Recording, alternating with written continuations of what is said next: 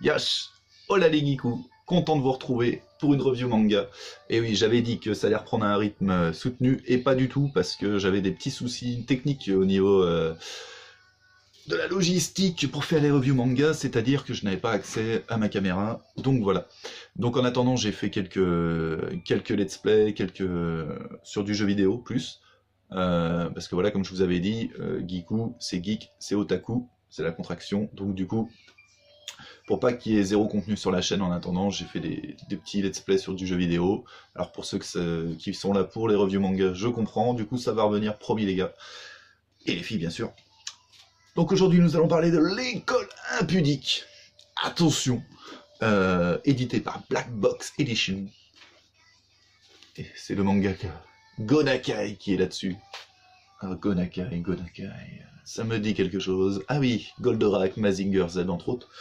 Devilman, voilà, des choses tout à fait incroyables. Et grâce à Black Box, qui a décidé d'éditer cette beauté, cet incroyable manga. Donc là, on est sur la satire totale. On est sur un manga qui est sorti en 68, dans la revue historique Weekly Shonen Jump.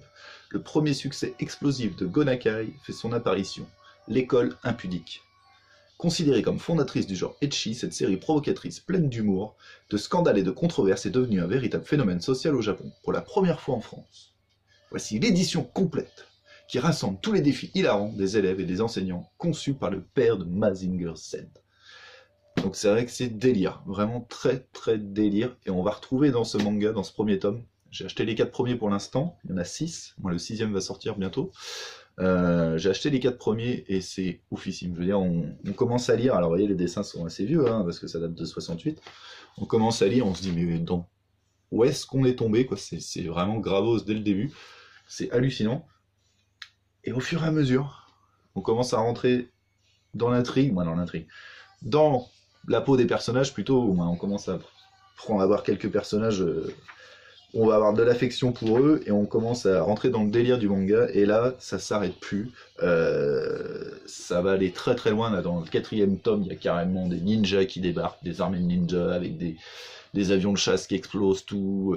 On rentre dans des scènes d'action hallucinantes, on va retrouver un peu plus la patte qu'on va retrouver dans Goldorak et compagnie. Mais par contre au tout début, voilà, c'est du délire, vous voyez la Godzilla, ça c'est un des profs, c'est Godzilla, normal, au calme, tout va bien. Donc c'est vraiment très délire, mais on se passionne pour ce manga, et quand je pense que c'est sorti en 68 à l'époque, effectivement ça a dû faire vraiment, vraiment un remous dans la société japonaise, je pense, parce que si en plus beaucoup de japonais l'ont lu, c'est culte. Vous voyez, ça c'est le prof italien, le prof remplaçant italien qui débarque. Ah, il est magnifique, hein. Il est habillé comme ça tout le temps, même dans la neige, le mec il a aucun souci, quoi. Il a juste son hustler pour se protéger en guise de slip, hein. Donc ce qui est marrant, c'est qu'on va retrouver, alors au niveau, bien sûr au niveau du dessin, au niveau de la composition du manga, ça va inspirer beaucoup de mangas par la suite, mais aussi au niveau des situations surtout. Par exemple, dans ce tome-là, ils vont au bout d'un moment se retrouver dans les sources d'eau chaude, et qui sont assez populaires au Japon, et les filles vont piéger les garçons, et les garçons vont se retrouver dans les sources d'eau chaude des filles, voilà, en étant bloqués, à ne plus pouvoir bouger. Et ça, on va le retrouver dans des mangas comme Ice, comme même d'autres shonen. C'est des situations qu'on retrouve régulièrement. Et voilà, il y a beaucoup de choses. Parce que vous voyez, hein, c'est des gros volumes. Là, je vais vous parler particulièrement du premier, mais vous voyez, quand il y a des scènes un peu plus brutales, on voit pas très bien ça avec le feu. Mais du coup, le dessin peut changer d'une planche à l'autre. C'est ça qui est hallucinant, c'est qu'il arrive à créer des scènes, vous voyez, complètement kawaii, complètement débiles aussi. Et la planche d'après, on va se retrouver avec des choses beaucoup plus réalistes. Vous voyez, là, on est sur un autre personnage. Du coup, il change totalement son dessin et l'animation des planches. Donc, franchement, c'est du bonheur, hein. Pour ceux qui connaissent pas, qui veulent découvrir l'univers de Gonakai, alors c'est peut-être pas forcément ce qu'il y a de mieux pour commencer, mais si vous voulez quelque chose de drôle et qui soit culte, il faut y aller. Et moi j'ai décidé de vraiment continuer à soutenir Black Box. Il y a les Hiro Tsukidori, ils font les Mazinger, donc les Devilman, ils publient tellement de choses, et je crois que je peux me tromper, mais je pense que c'est une maison d'édition qui est récente, parce que moi je la connaissais pas il y a quelques années. Et franchement, ils envoient du lourd, ils se font plaisir, ça se sent, c'est des passionnés du manga, j'en suis sûr, juste à voir leur... Vous voyez, hein, c'est...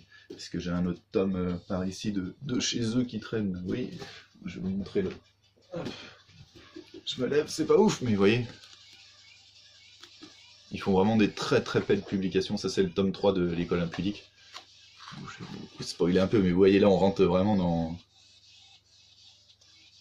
un manga, on est dans un autre manga, quoi, donc c'est impressionnant. Donc franchement, moi je vous le conseille, voilà, la vidéo va faire 5 minutes, ça va être très bien. On se retrouvera bientôt, je vous parlerai de la suite et d'autres mangas, on va reprendre les reviews manga, promis. Donc n'hésitez pas à vous abonner si ça vous a plu, à lâcher un petit pouce vers le haut, à partager cette vidéo, ou même d'autres vidéos, à aller sur la chaîne, et me mettre dans les commentaires si je vous ai donné envie de le lire. Alors voilà, hein, je vous dis, je veux pas forcément vous raconter, parce que c'est surtout c'est de l'humour, hein, surtout avant tout, donc il y a une histoire, il y a une trame principale, mais je vais pas vous raconter chaque case, parce qu'on en a pour 3 heures de vidéo, et des fois il y a même des scènes où ça va passer d'une scène à l'autre, voilà, sans aucun rapport, mais c'est ça qui est drôle, vous voyez, là on les voit, on voit les 3 profs là. Et la tronche des profs quand même, hein. C'est hallucinant, mais c'est vraiment délire, c'est très très drôle. Donc pour tous ceux qui ont envie de rire, alors oui effectivement ils disent que c'est cheap pour l'époque, je pense que oui, mais voilà, on voit un ou deux tétons de temps en temps, mais il n'y a rien de porno ou quoi que ce soit, je vous rassure là-dessus, c'est surtout de l'humour avant tout. Donc voilà, je suis content de vous faire découvrir ce manga si vous ne connaissez pas, et j'espère que ça vous aura donné envie de le lire. Dites-moi dans les commentaires, en tout cas je vous retrouve à bientôt, à très vite pour une prochaine vidéo, ciao les geekus!